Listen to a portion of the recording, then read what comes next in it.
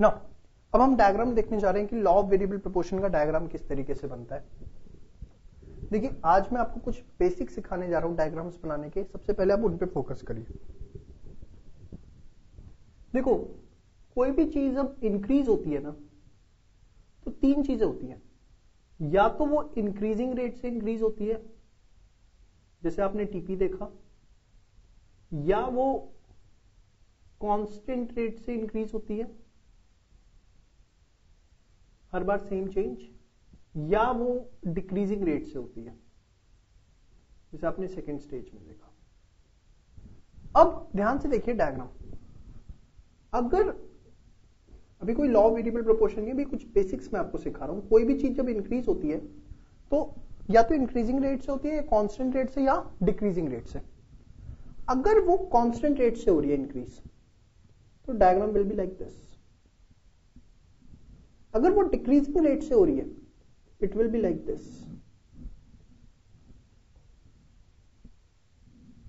If it is from increasing rate it will be near to Y axis. देखिए तीनों चीजें आपको दिखानी है कि तीनों इंक्रीज हो रहा है। ये भी इंक्रीज का, ये भी इंक्रीज का, ये भी इंक्रीज का। But what is the difference? It is increasing rate, it is constant rate and it is decreasing rate. अगर वो एकदम मिड से जा रहा है तो इट्स अ कांस्टेंट, थोड़ा एक्स एक्सिस की तरफ है तो इट्स अ डिक्रीजिंग रेट, और अगर वो वाई एक्सिस की अप्रोचेबल है तो इट्स अ इंक्रीजिंग रेट। हमारे पास जो हमें डायग्राम बनाना है, बहुत ध्यान से देखना, बहुत ही अच्छा डायग्राम है।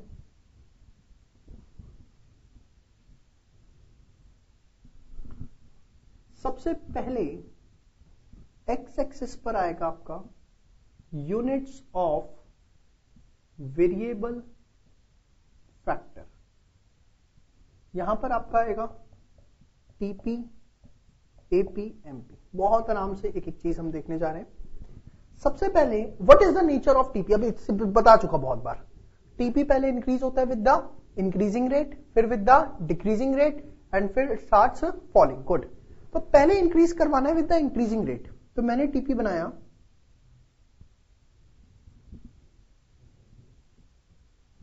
ओ बाप रे बाप क्या बना दिया सर जी, है ना।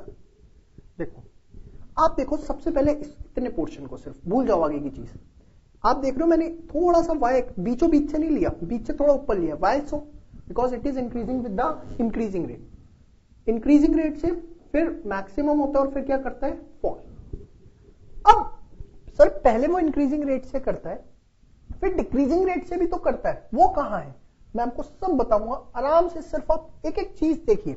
आपको बस इतना पॉइंट समझ में आ रहा है कि मैंने इसको ऐसे क्यों बनाया, मैंने इसको ऐसे क्यों नहीं बनाया, क्योंकि ये डिक्रीजिंग रेट हो जाता, ये पहले इंक्रीजिंग रेट। थोड़ी सी इसकी स्लोप इस तरीके से आपको रखनी है। फिर आपको इतना ध्यान रखना है कि वो मैक्सिमम और फिर क्या करेगा? फॉल। अब जो भी टीपी का मैक्सिमम पॉइंट है वहां पर आप एक टेंजेंट बना दो। टीपी के मैक्सिमम पॉइंट पर क्या बना दो? एक टेंजेंट। और वहां से आप एक स्ट्रेट लाइन लिया है। अब जहां पर टीपी मैक्सिमम होता है ना, आपको पता है, हमने देख भी लिया, where TP is maximum MP is 0। जहां टीपी मैक्सिमम होता है हमारा, वहां पर हमारा एमपी जो है वो क्या होता है? 0। तो अब मैंने क्या किया, ध्यान से देखिए। मुझे where TP is maximum MP is 0। MP का नेचर क्या होता है? पहले एमपी फर्स्ट स्टेज में राइज करता है, फिर फॉल्स, फिर क्या बन जाता है? नेगेटिव। तो पहले आप देखिए,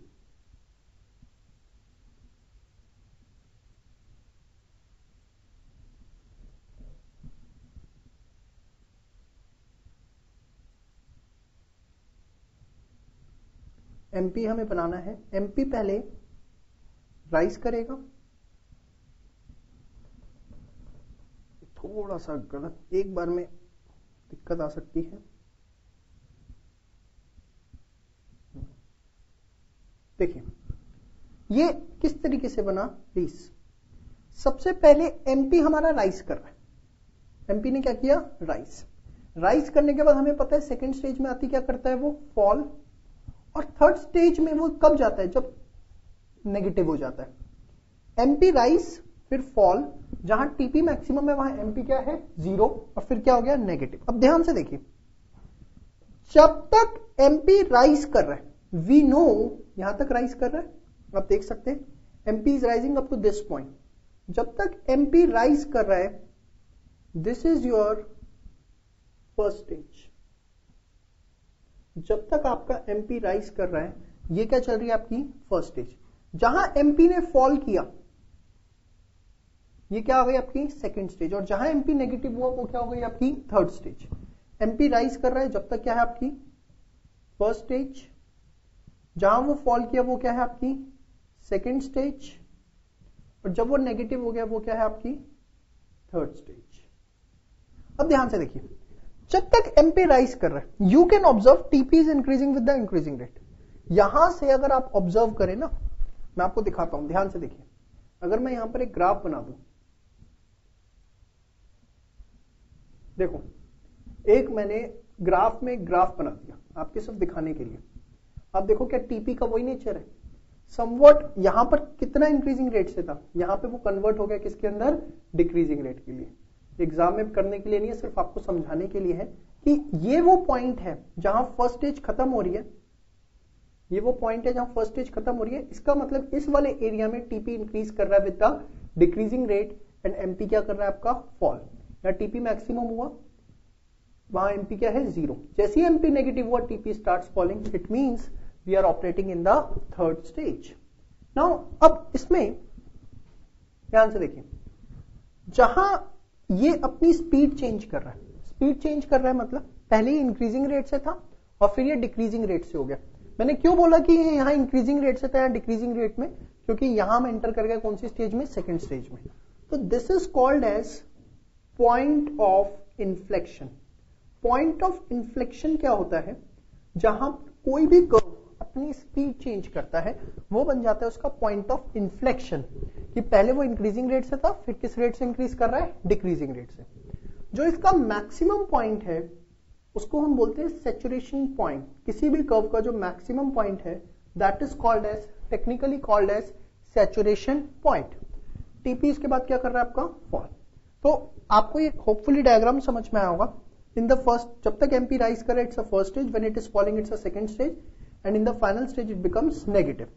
और हमें बनाना किस तरीके से है, हमें पहले टीपी को इंक्रीजिंग रेट से दिखाना है, फिर अपना इंक्रीजिंग रेट से दिखाया मैक्सिमम लाए। जब आप इंक्रीजिंग रेट से लाओगे और मैक्सिमम पे आओगे तो अपना आप बीच वाला एरिया आ जाएगा, आपको उस पर कॉन्सेंट्रेट करने की जरूरत नहीं कि वो डिक्रीजिंग रेट से कहा है, वो ऑटोमेटिक आइडेंटिफाइड हो जाएगा। आपने पहले इंक्रीजिंग रेट बनाया, फिर मैक्सिमम पॉइंट, फिर फॉल किया। पहले टीपी ही बनाना है, फिर मैक्सिमम पॉइंट पे टेंजेंट, वहां से एक स्ट्रेट लाइन लेकर आए, ये पॉइंट आ गया। फिर हमें एमपी बनाना है, एमपी में हमें क्या रखना है, पहले वो राइज करेगा फिर क्या करेगा फॉल, बट इस पॉइंट के बाद वो क्या हो जाएगा नेगेटिव। तो हमने एमपी बनाया, जब तक वो राइज कर रहा था इट्स अ फर्स्ट स्टेज, जब वो फॉल कर रहा है second stage, and thereafter it's a third stage. तो ये आपने देखा टीपी और एमपी। अब इसी डायग्राम के अंदर अगर मैं एपी बनाना चाहूं, एपी क्या करता है पहले राइज, एपी पहले क्या करता है राइज, एपी राइज करता है फिर क्या करता है फॉल, बट वो कभी भी नेगेटिव नहीं होता। पहले आप इतना बनाइए, उसके बाद मैं एपी बनाता हूं। अब देखिए एपी में शुरुआत में एमपी और एपी दोनों ही राइज करते हैं, बट बताओ फर्स्ट स्टेज के अंदर एमपी बड़ा होता है किससे, एपी से। फर्स्ट स्टेज के अंदर एमपी बड़ा होता है किससे, एपी से। तो जब आप एपी बनाना शुरू करोगे तो रिमेंबर, देख रहे हो एमपी बड़ा रहेगा एपी छोटा रहेगा। फिर जब आप सेकंड स्टेज में एंटर कर जाओगे ना, तो जादू देखो, देखो सेकंड स्टेज में आए, देखिए फर्स्ट इनिशियली एमपी और एपी दोनों राइज कर रहे हैं, दोनों राइज कर रहे हैं, राइज कर रहे हैं, बट एमपी बड़ा एपी से। अब उसके बाद ये राइज करता गया, बट सेकंड स्टेज में आके एमपी पहली बात तो इक्वल हुआ एपी के, और जब वो इक्वल हो गया उसके बाद दोनों फॉल कर रहे हैं। जब दोनों फॉल कर रहे हैं, एमपी भी फॉल कर रहा है और आपका एपी भी फॉल कर रहा है, उस केस में एपी बड़ा हो गया और एमपी छोटा। जब दोनों राइज कर रहे थे एमपी बड़ा है एपी से, बट जब दोनों फॉल कर रहे हैं एपी बड़ा है किससे, एमपी से। और यही नेचर है AP initially rises, then after it starts falling. तो this is the complete diagram of law of variable proportion. और इसमें एक चीज आप ध्यान रखना कि तीनों चीजें जो एंड होता है ना वो एक लाइन के अंदर हो तो ही मैं आपका डायग्राम प्रॉपर मानूंगा, otherwise it's not a proper diagram. एक स्टेज आपको अब यहां पर अगर आप देखो जरूर आती है कि जब कहीं ना कहीं आपका एमपी जो है वो फॉल कर रहा है बट एपी जो है कहीं ना कहीं वो आपका क्या कर रहा है, राइज. सेकेंड स्टेज में एक ऐसी स्टेज जरूर आती है जहां एमपी फॉल करता है और एपी क्या करता है, राइज. तो ये आपका डायग्राम है. दो एपी इसके अंदर आपको प्लॉट करने की जरूरत नहीं है जब तक वो एग्जाम में ना कहें. ये सिर्फ मैंने आपके अंडरस्टैंडिंग के लिए बना दिया. आप स्टेजेस सिर्फ टीपी और एमपी की वजह के टीपी और एमपी से ही आइडेंटिफाई करके दिखा सकते हो, एपी आपको बनाने की जरूरत नहीं है. अब इसी के बेसिस पर कई बार हमारे एग्जाम में क्वेश्चन आ जाता है relationship between AP and MP. AP और एमपी के बीच में क्या रिलेशनशिप है, ये क्वेश्चन कई बार आपसे पूछ लिया जाता है. इसी डायग्राम के बेसिस पर आप उसे करेंगे. बहुत सिंपल है, कुछ भी नहीं है, ये हम देख चुके हैं, बस डायग्रामेटिकली मैं आपको बता रहा हूं. Units of variable factor MP AP. आपने सबसे पहले एमपी बनाया, एमपी पहले राइज करता है फिर फॉल फिर नेगेटिव और फिर आपने एपी बनाया. एक बात ध्यान रखना, जैसे ही एपी को एमपी के इक्वल होता है उसके बाद एपी स्टार्ट कर देता है फॉल होना. अब ध्यान से देखिए, सबसे पहले जब दोनों राइज कर रहे हैं, एमपी भी राइज कर रहा है और एपी भी राइज कर रहा है, एमपी बड़ा है एपी से. When both MP and AP rises, जब दोनों राइज करते हैं, MP remains greater than AP.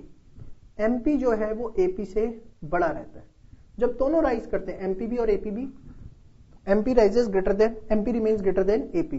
When both, जब दोनों फॉल कर रहे हैं एमपी भी और एपी भी, when both MP and AP falls, MP falls with faster rate. देसी भाषा में जब दोनों गिरे हुए हैं तो ज्यादा गिरा हुआ कौन है, एमपी. जब दोनों बढ़ रहे तो बढ़ेगा भी एमपी ज्यादा, और जब दोनों गिरे हुए हैं तो ज्यादा गिरा हुआ कौन है, एमपी.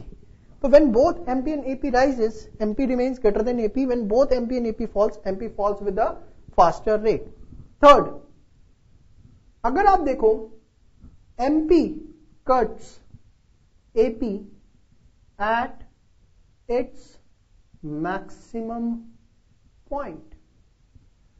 एमपी ने कट किया एपी को, वो उसका मैक्सिमम पॉइंट है. इसके बाद एपी भी फॉल करना शुरू. एमपी ने एपी को कट तो किया बट कहां कट किया, उसके मैक्सिमम पॉइंट पर. उसके बाद एपी जो है वो आप देखो फॉल कर रहा है. एमपी ने यहां कट किया, यहां तक तो एपी बढ़ रहा था, ये इसका मैक्सिमम पॉइंट है. इसके बाद उसने क्या करना शुरू कर दिया, फॉल. फोर्थ पॉइंट आप देखो, एमपी यहां फॉल कर रहा है बट एपी क्या कर रहा है यहां पर, rise. There may be a situation when MP falls but AP rises. वैसे स्टेज होती कब की है मैंने आपको दिखा दिया. ये सेकंड स्टेज, जब सेकंड स्टेज की बिगिनिंग होती है तो ऐसी रीजनिंग आती है, when MP falls but AP rises. ठीक है, तो when both MP and AP rises, MP remains greater than AP. When both falls, MP falls with a faster rate, MP cut AP at its maximum point. There may be a situation when MP falls but AP rises. कुछ books में आपको ये point भी देखने को मिल सकता है, MP remains left to AP curve. या ये छोड़िए, इससे बेटर पॉइंट मैं आपको देता हूं. MP becomes negative but AP remains positive. Third stage में आकर एमपी जो है